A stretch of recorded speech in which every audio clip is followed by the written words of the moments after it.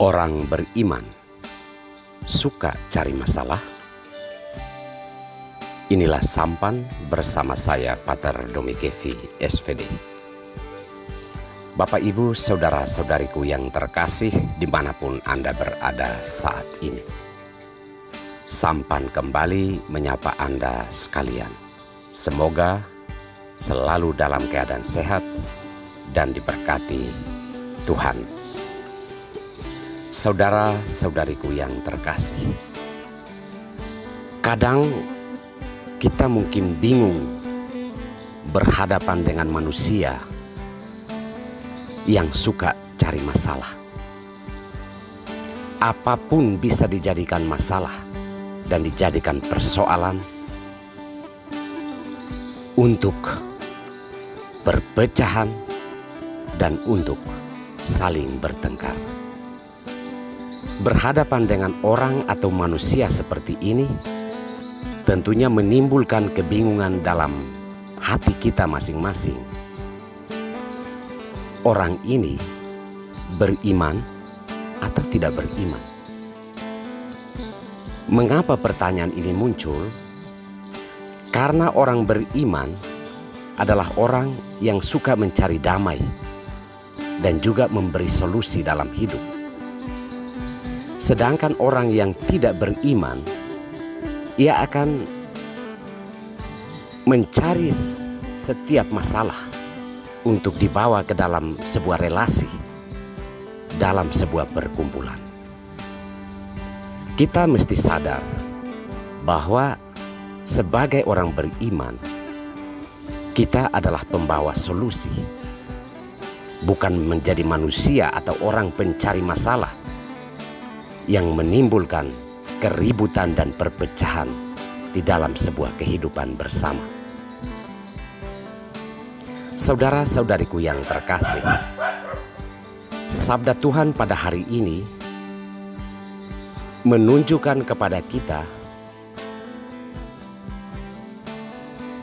orang-orang Farisi dan ahli-ahli Taurat yang tidak pernah berhenti untuk membanjiri Yesus dengan persoalan-persoalan dan pertanyaan-pertanyaan yang bertujuan untuk menjatuhkan dan menjerat Yesus ke dalam suatu masalah.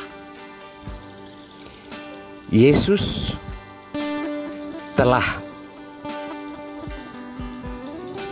mengatakan hal-hal yang baik, melakukan hal-hal yang baik.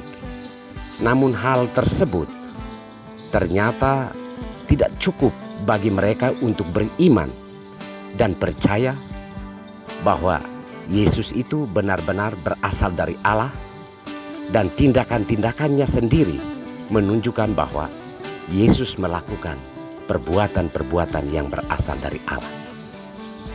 Sebagai orang beriman, tentunya kita menerima hal itu sebagai kebenaran. Kita menerima hal itu sebagai hal yang baik, yang menyelamatkan kita. Sedangkan orang-orang yang mengatakan diri beriman seperti orang-orang Farisi dan para ahli Taurat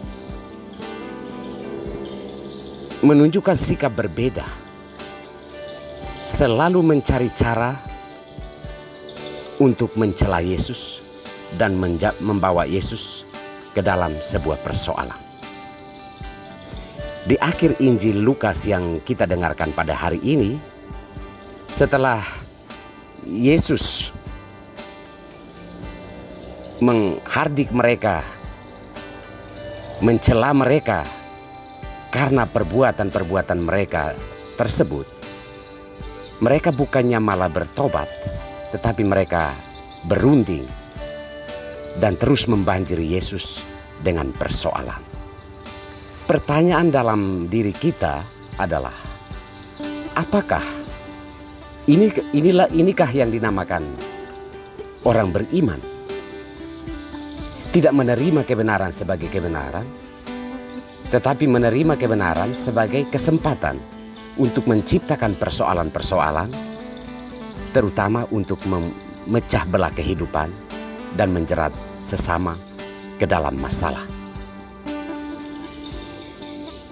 Berhadapan dengan hal-hal seperti ini, tentunya bukan saat ini membuat kita untuk turut mencela orang-orang Farisi dan ahli-ahli Taurat, tetapi ini sebuah ajakan bagi kita untuk mempertanyakan iman kita juga. Bahwa sebagai orang beriman, apakah selama ini kita tampil dalam sebuah kehidupan sebagai pembawa solusi, pembawa damai, dan juga pembawa cinta kasih?